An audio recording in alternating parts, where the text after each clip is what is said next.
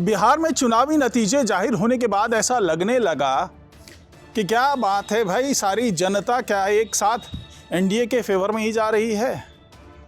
तो क्या ये माना जाए कि ये सभी दल जो हैं वो जनता के मनपसंद है।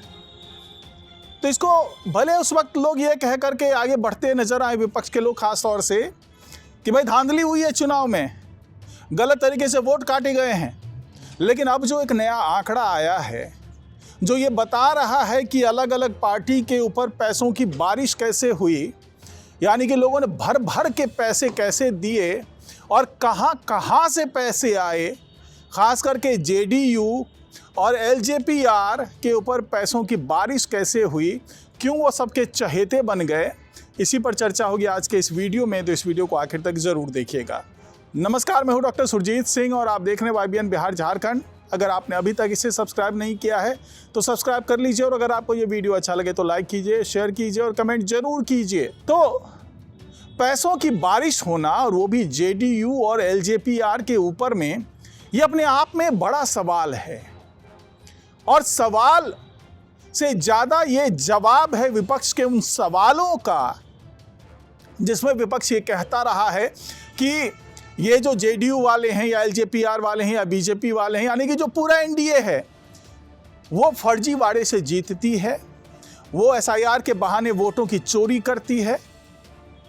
लेकिन जब बात आई आंकड़ों पर और वोट प्रतिशत की बात छोड़ दें, कितने मतों से कौन जीता उसकी बात छोड़ दें, अब जो आंकड़ा आया है नया, यानी कि 2023-24 से लेकर 2024-25 तक में जो कंपैरिजन हुआ है चुनावी चंदे का, कि किस तरीके से किस किस के पास किस किस दल को ज़्यादा चंदा मिला है, तो ये बात खुल कर के सामने आई कि चंदे के मामले में अगर राष्ट्रीय पार्टी के तौर पर देखा जाए, बीजेपी के बारे में बात की जाए, तो लगभग इन्हें 2 गुना चंदा मिला है।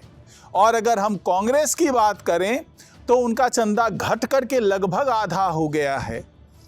इससे ये बात तो समझ में आती है कि राष्ट्रीय स्तर पर लोग किसे पसंद कर रहे हैं, और जो व्यावसायिक घराने हैं उनको भी लगता है कि कौन आने वाले दिनों में सत्ता पर आसीन रहेगा, या आने वाले दिनों में हमारे देश के लिए कौन सी पार्टी अच्छी है।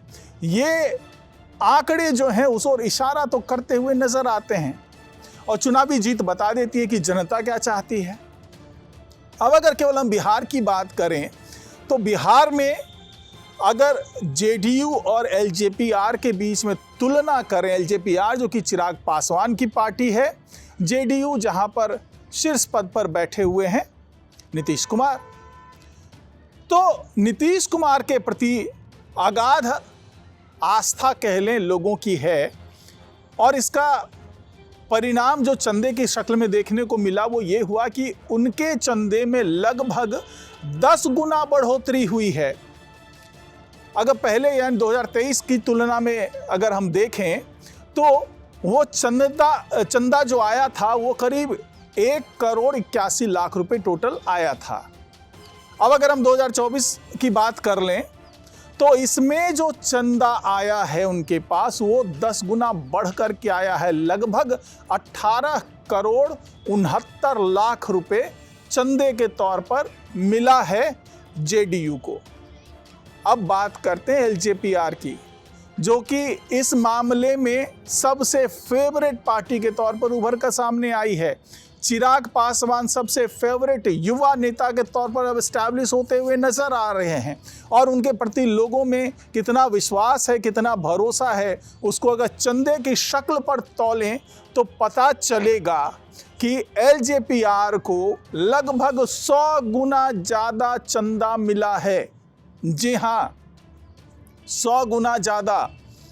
इनको पहले 11 लाख के आसपास चंदा मिला था, 2023 की तुलना हम कर रहे हैं 2024 के वित्तीय वर्ष से, तो 11 लाख, और उसके बाद सीधा सीधा ये आंकड़ा उठ करके 11 करोड़ के ऊपर पहुंच जाता है, यानी कि 100 गुना ज़्यादा चंदा मिलता है एलजेपीआर को। इससे आप अंदाज़ा लगा सकते हैं कि एलजेपीआर क्यों ज़रूरी है बिहार के लिए, क्योंकि बिहार फर्स्ट और बिहारी फर्स्ट और युवाओं को नौकरी देने जैसे जो मुद्दे हैं, पलायन रोकने जैसे जो मुद्दे हैं, वो बढ़ चढ़ करके यहाँ पर बोल रहे हैं। और जाहिर सी बात है, जो लोग यहाँ पर उद्योग बढ़ाने की बात करेंगे उनको उद्योगपति चंदा तो देंगे ही। और चिराग पासवान जिस तरीके से उद्योग की वकालत करते नजर आए, ज़्यादा से ज़्यादा नौकरी देने के लिए फैक्ट्रीज, उद्योग धंधे, सभी चीज़ें यहाँ पर लगाई जाएंगे और यहाँ पर एक स्थिर सरकार बनेगी, सुशासन होगा, कानून व्यवस्था बहाल होगा, इन सब की बात करने वाले चिराग पासवान को भर भर करके लोगों ने चंदा दिया। चंदा 11 करोड़ का आंकड़ा पार कर गया। अब अगर हम बात ये करें कि क्या केवल चंदा ही लोकप्रियता का आधार है, तो इसको कंपेयर करने के लिए आपको AIMIM के आंकड़े को भी देखना पड़ेगा, क्योंकि AIMIM के आंकड़े ये बता रहे हैं कि उनको पहले 9 लाख रुपए का चंदा मिला था। 2023 के वित्तीय वर्ष की बात कर रहा हूं, और उसका कंपैरिजन अगर इस बार से करेंगे तो इस बार लड्डू मिला, 0, कोई चंदा नहीं। तो सोचिए कि AIMIM में कितनी लोगों की श्रद्धा है। भले वो 5 विधायक जिता ले जाते हैं, लेकिन वो सरकार तक पहुंच नहीं पाएंगे। ये सबको पहले से ही पता था कि AIMIM की कोई भी भागीदारी सरकार में नहीं होने वाली है। ये पहले से आउट था। इलेक्शन के नतीजे बाद में आए हों, लेकिन ये पहले से पता था कि ये कहीं नज़र नहीं आएंगे। यही वजह है कि इनको चंदा देने में लोगों ने बहुत ही संकोच किया। और जो इन्होंने आंकड़े दिए उसके हिसाब से तो कोई चंदा ही नहीं मिला इनको। अपने खर्च पे चुनाव लड़े, अपने खर्च पे संगठन चला रहे हैं, कोई चंदा नहीं।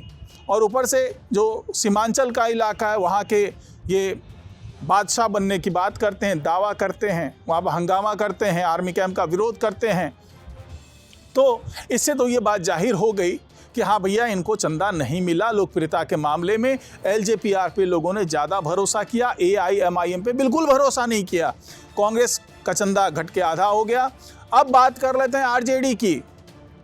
RJD जो कि सबसे बड़ी पार्टी बनी थी पिछली बार 75 सीट लेकर के, लेकिन इस बार जब उनको चंदा मिलने की बात आई, जब उनसे चंदे का ब्यौरा मांगा गया, तो चंदा कम मिला, ज़्यादा मिला, जो भी मिला, लेकिन उन्होंने ब्यौरा ही नहीं दिया, बताया ही नहीं कि चंदा कहाँ से आया, कहाँ गया, क्या हुआ, नहीं हुआ।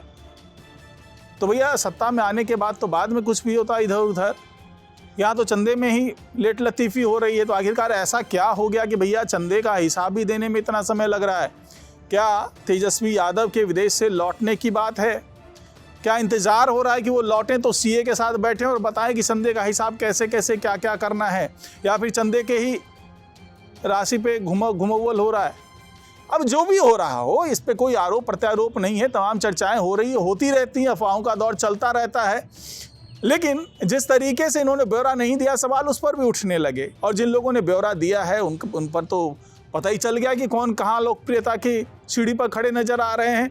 क्यों लोगों का भरोसा AIMIM पे नहीं है, क्यों लोगों का भरोसा कांग्रेस से डिगने लगा है, क्यों दूसरे जो पार्टी हैं वो आगे निकल करके नहीं आ पा रहे हैं, क्यों LJPR सबसे बड़ी चंदा लेने वाली पार्टी के तौर पर नज़र आ रही है।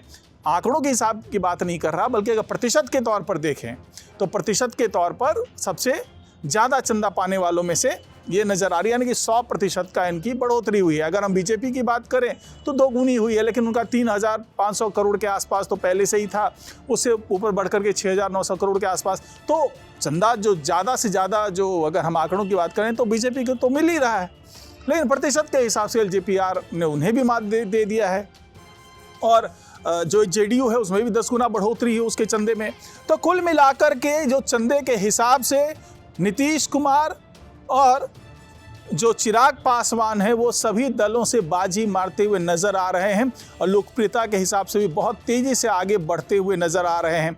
तो क्या यही गाड़ी इनकी लगातार जारी रहेगी? क्या लोग चंदे के मामले में इन पर मेहरबान होते रहेंगे?